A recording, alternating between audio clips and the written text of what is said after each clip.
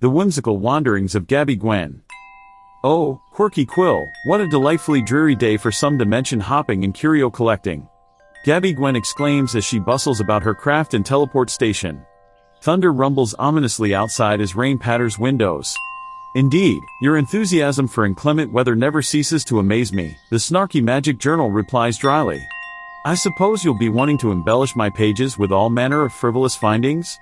But of course. Your pages are my canvas for creativity, Gwen says with a grin.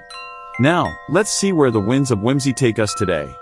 She adjusts her jingly bracelets and clanky earrings, then rearranges her detachable overskirt into a fashionable cape.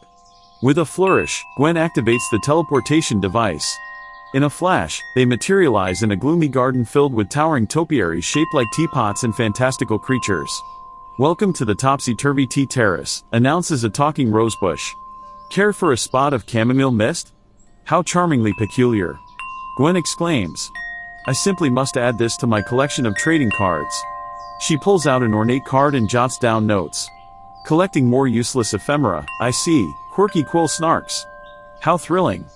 Ignoring the journal's sass, Gwen wanders deeper into the misty garden. Suddenly, a gust of wind sweeps by, transforming her hair into an elaborate updo adorned with shimmering dewdrops. My, what a fetching coiffure, drawls a nearby topiary shaped like the Cheshire Cat. Though I dare say it could use a splash more color. Perhaps some neon pink highlights? Suggests a clownish flower with a spinning bow tie. Or maybe a few iridescent feathers? Chimes in a prancing unicorn hedge.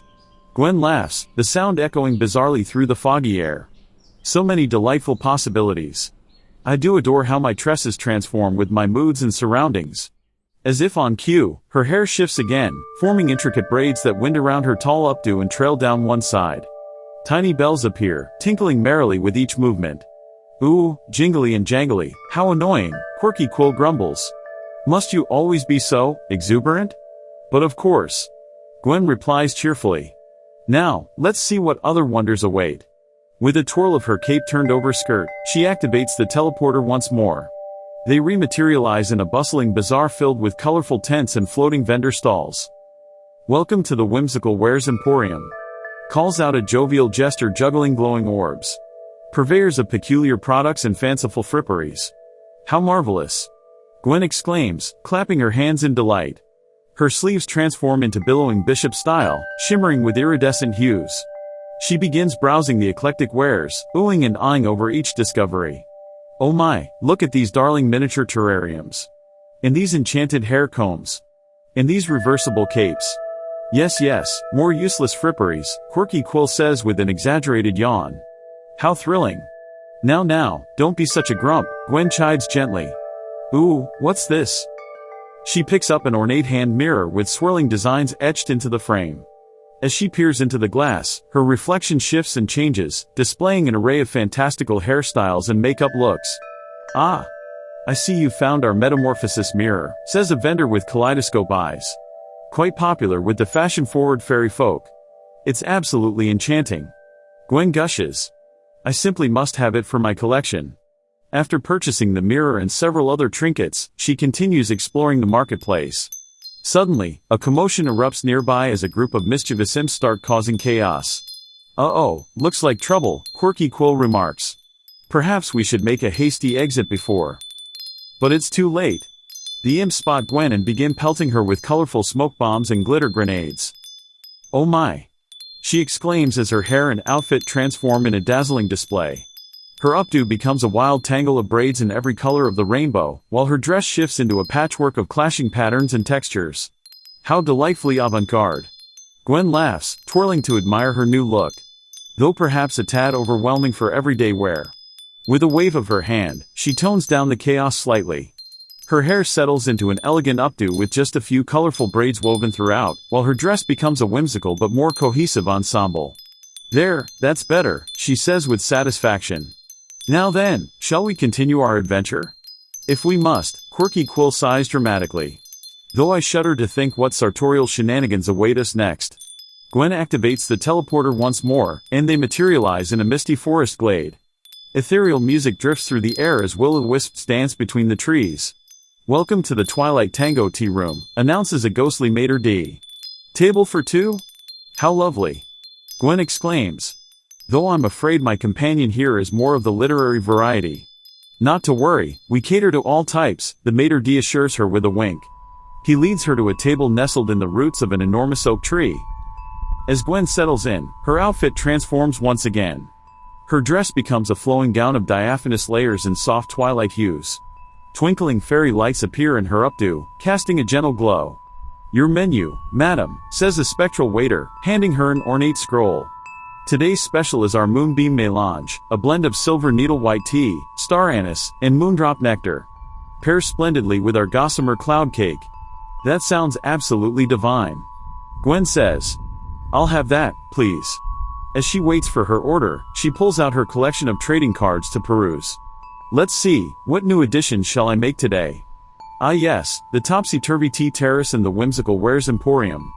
She begins sketching and jotting notes, her quill moving with practiced ease across the card surfaces.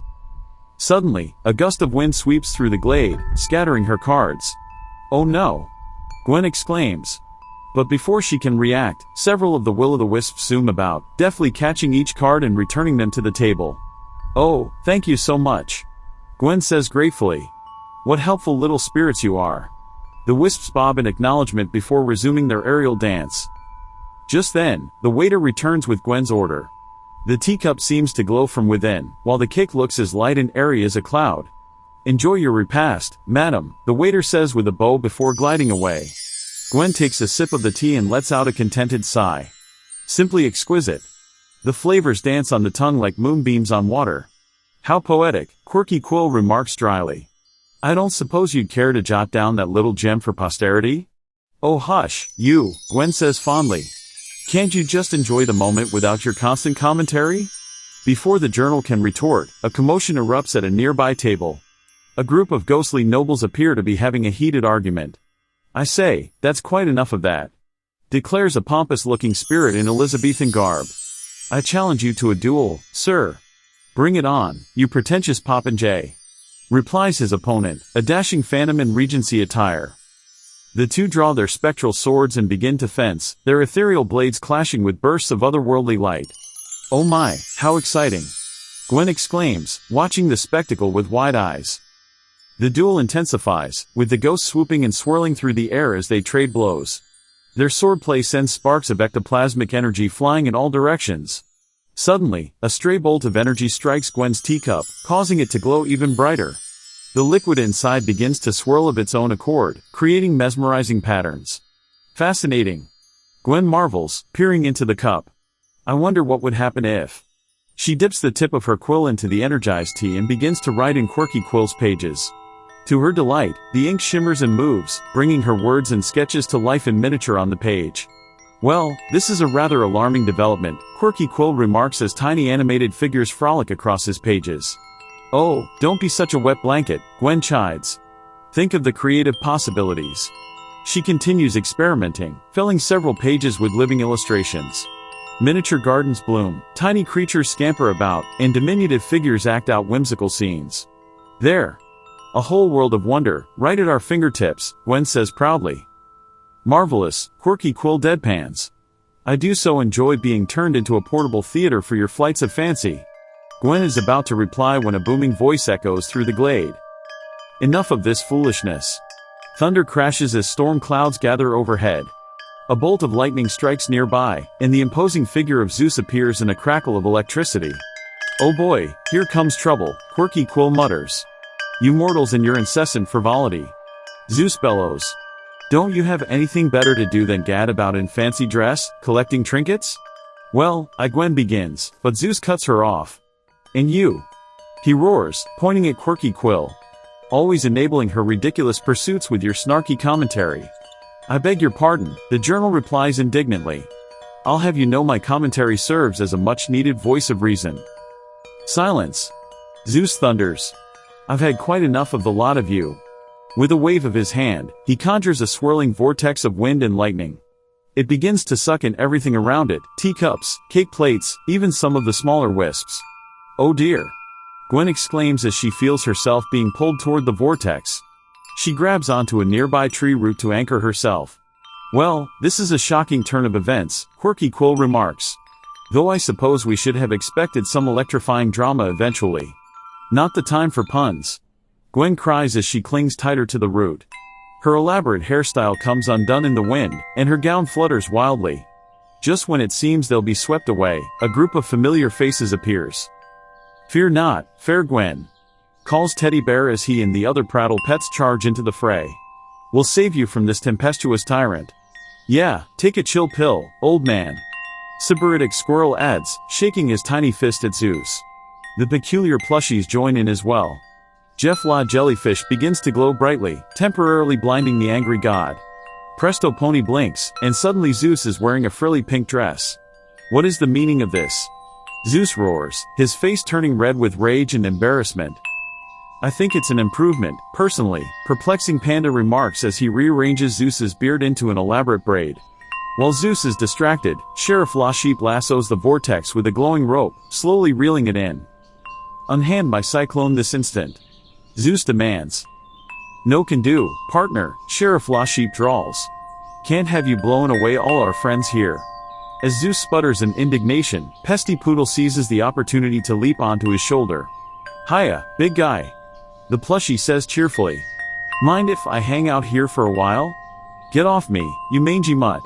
Zeus tries to shake Pesty Poodle off, but the persistent plushie clings tight. Meanwhile, Gwen has regained her footing.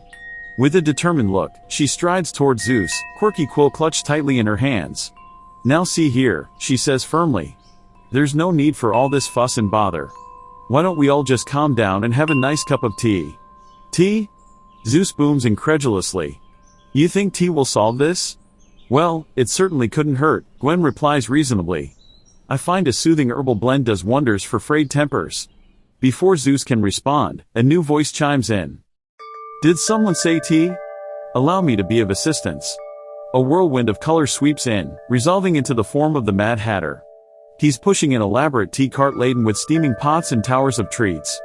"I've got just the thing," the Hatter declares. "My special serenity steep, guaranteed to calm even the most thunderous of moods." He pours a cup of shimmering lavender liquid and offers it to Zeus with a flourish. "Go on, take a sip," Gwen encourages. "What have you got to lose?" Zeus glares suspiciously at the cup, but the soothing aroma seems to be having an effect. His scowl softens slightly as he takes the tea. "Well, I suppose one little sip couldn't hurt," he grumbles. As soon as the liquid touches his lips, a visible change comes over the god. His tense posture relaxes, and the storm clouds overhead begin to dissipate. "My word," Zeus says, blinking in surprise. "That is rather nice, isn't it?" "Told you so," Gwen says brightly. "Now then, why don't we all sit down and have a proper tea?" And so, a most unusual gathering commences. Zeus, still in his frilly dress, sits at the head of a long table that has mysteriously appeared. Around him are an eclectic mix of plushies, pets, and peculiar beings of all sorts. The Mad Hatter bustles about, refilling cups and offering an endless array of treats. "Crumpet? Scone? Interdimensional jam tart?" he asks, presenting each item with a flourish. Gwen beams as she looks around the table. Her hair has restyled itself into an elegant updo adorned with tiny teacups, while her gown now resembles a fantastical tea cozy. "Now isn't this lovely?" she says. "I suppose it's not entirely terrible," Quirky Quill admits grudgingly. "Though I maintain that excessive whimsy can be detrimental to one's mental faculties." "Oh, lighten up, you old stick in the mud," Zeus says.